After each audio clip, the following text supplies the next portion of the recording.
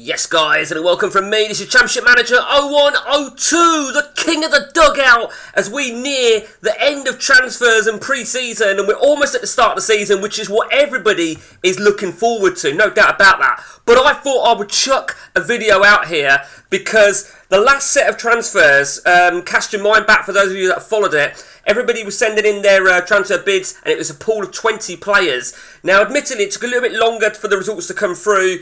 You know, life does get in the way, but it was worth the wait. It was worth the wait as everybody starts to really take shape now in the division with their players. Let's start with our very own Trevor Choi, Chicken Curry. Well, he's starting to take shape, isn't he? You know, I mean, he's got a nice big squad now. Just to remind you, there will only be 2 more pools left of players. They're both going to be 20 players, and it's probably going to take about 2 weeks before you know, we get the season started. But this is, for me, this is a long period, but it's also the best. It's a bit like the game, really, isn't it? We love the transfers of wheeling and dealing and that sort of stuff. Mr. Choi has brought in some absolute fucking great players. And, you know, don't underestimate him with regard to some of his values. I mean, I think, is it Kiko? Is it Keko? Whatever. I think he's a great player. I think he's a very, very good player. I think I did put a screenshot on our Discord server of everybody's highest valued player.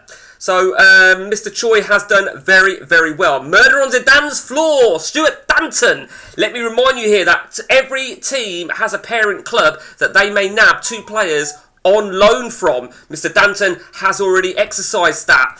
And there you can see he's got, now of course, the 2 loanees, as you can see, I had to move them to a parent club, do have a CA in excess of over 100, up to 120. We've had a few issues with regard to some of the CAs conflicting, and I think it's just, it's a learning curve. This whole game is still a learning curve. But I think we've actually almost nailed it now, and we've got some exciting stuff going forward, stuff that I cannot possibly indulge into. The guys already know the gist of it, but I know everything about it because I had a discussion with Mark Whitaker yesterday. So it's some real exciting shit for our guys. So whilst I know that this might come a little bit tedious, it's fucking worth it. It really is. Back to Mr. Danton then. Mr. Danton's got some great players as well. Let's have a look at his highest valued. Dino, £300,000. You've got to remember, these guys are in Division 3 here. So to have an auto value of £300,000 is good stuff. We'll see how Danton flares up. Over to Fritzel Palace. Mr. Lee Sharples. Lee Sharples has somewhat a very low value team. I think it's a low value team, but there is one person that did catch my attention, and that is that guy, Stephen McPhee. Absolute fucking brilliant player. He really is a great player. Really pleased to that, you know, to see somebody nab him. I actually totally forgot about him. Now, for those of you that don't know, the way that the pool of players went last time, Mark did a wheel where everybody got given a random number.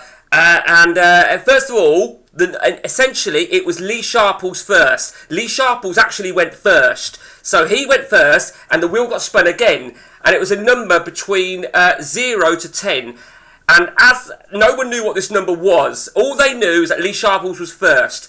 He got the number 0, and it was then said, before that wheel, that he would, whatever number he spun, he would get that amount of players on his pool of players as a free transfer. He got none. He got none. He was disgusted. Whilst going back a minute, whilst Mr. Danton actually got 10. So he actually didn't spend much money. He got a lot of players in. I think there was a few players that got 0 and a few players that got real high amounts. It's all a gimmick. It's a one-off to start building squads. By the way, going back to Danton, great player there. Over to Matt into Yan'an. Matt's he's still suffering a real difficult time.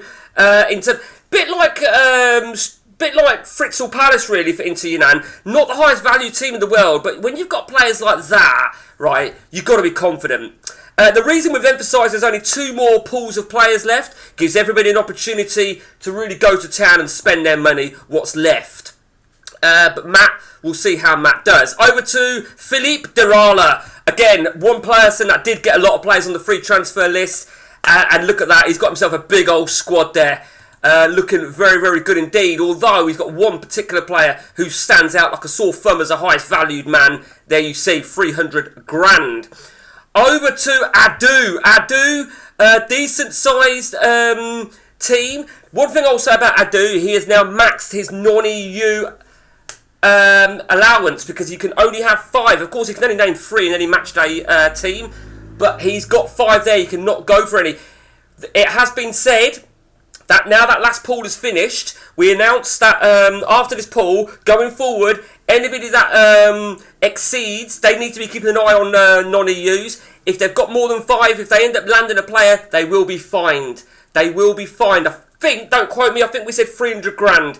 If so, Adu just needs to be a little bit more careful on the 20 players of his next pool. He might not even want to go for 20 players. I know not everyone's definitely going for 20 players. He might just want to be a bit more selective on what he picks, because it's all about the Wheel of Fortune. The wheel, incidentally, for the last pool, has been enhanced a little bit. I think where the player, where it spins on a no, there was 2 no's. I think Mark's brought it down now to there's only 1 no where he rejects terms to anybody. So, good luck, Blasphemians. Over to the champ, Jesper Ronman. Jesper Ronman, well, there you see. Mr. Ronman has got a very, very good team. He's got, I mean, you can tell the difference between Jesper's or AC Runmansion's team to that of like Lee Sharple's Fritzl Palace by the values. And there's a lot of pressure on Jesper. And I feel for him to an extent. I mean, he's a fucking great player. Because the pressure is, everyone's saying he's going to walk it. He's going to walk it. It puts him under pressure. But, you know, I think he has got a good squad. And I think there is one more thing I will say. It's tactics are going to be key in this. Because let me remind you that the tactics, there's no tactic lock-in and lock-in. Guys are welcome to send me their tactic, what they want to use, and it can be any tactic. Obviously, it cannot be wib-wob, and it must have at least 3 at the back, and it must have at least 2 wide players. But in terms of, if someone's got their own customised 4-1, 3-1-1, blah, blah, blah, and they've got their own individual tactic set up, they can send it to me, and I will implement it. 3 guys have already sent me their tactic. There's no urgency for the tactics just yet, though, guys. But Jesper, I think he will be a force. Over to Orange is the New Black, Mark Rutgers. Mark Rutgers, he's not got the biggest valued squad. It puts him under no pressure, though. It really does. This is an interesting one that we spoke about, that certain players on the editor, I know To Branco, it does say he's a defender, but it doesn't have a value for what position in defence, left, right or centre. It just has 0, which means every time the game loads up, it will be fucking random. Now this is just another testicles, this isn't official, so he's just going to be hoping that maybe he loads up with a bit of versatility. That being said, I mean, crossing 12, pace 14, I don't know, we'll see. The best of luck, Mark. Over to St Helens Town, our very own Almo, Evesham from the forums. Let's have a look at his general values. He's got some good values, got some good players indeed. Be very, very interesting. Be very interesting to see how he flares up. Based on the values, I mean, it's still early days yet to say who I think the favourite is. I will give my honest views of who I think the favourite is after all the transfers are done. Because, you know, the next set of pool of players, Lee Sharples and Matt might suddenly get a wad of players. You just don't know. You don't know at all. Over to Old Miss Rolling in FC, Wayne Chester. Wayne.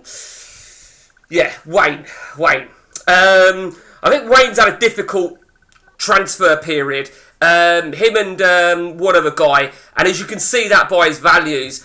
But it just puts him under no pressure, to be honest with you. So, you know, we will see Wayne. And Wayne, you know, we will see how Wayne flares up. We really will.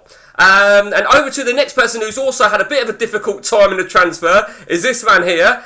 This is Glasgow United, William McGregor. And you can see that they're you know, they're rock bottom value players, 28 grand. The low knee players, 26 grand. So we shall see, won't we? We shall see how he flares up. He's got a good 120 grand player. I think the thing with William, he needs to just get a bit more depth in there. And he did spend money, didn't he? Who was it he spent money on? Was it Robson, weren't it? He spent a bit of money. But it's all good fun. I think that's the important thing. Over to Football Heritage. Connor has got one of the highest. He has got the high. I mean, this particular test save is surpassed 500,000. He's the highest value player out of all our managers' players. He's the highest value. Of course, it can vary slightly here and there from save to save. My only worry about this guy, Jose Luis Morales, is his injury prone of 15. We shall see. We shall see. But he's got a good value team, hasn't he? He really has.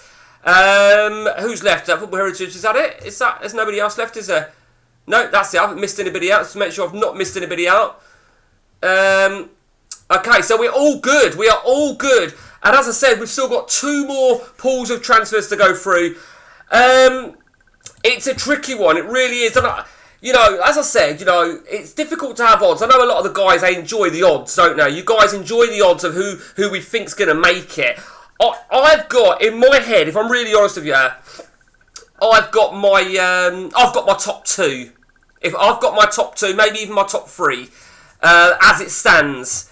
But beyond that, I don't know. But, you know, as I said, there is a World Cup coming up.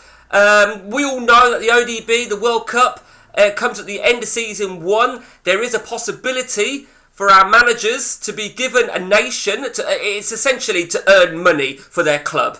But, well, you have to wait and see on that one, won't you guys? You have to wait and see on that. But as Mark said on the write-up yesterday, don't expect you to finish second in over here and think you'll get given the France job or whatever. Because just remember, every time we start a new season, it's a new save. It's always a new save. So that's where we're at then. Until next time from me, the King of the Dugout HQ, take it easy.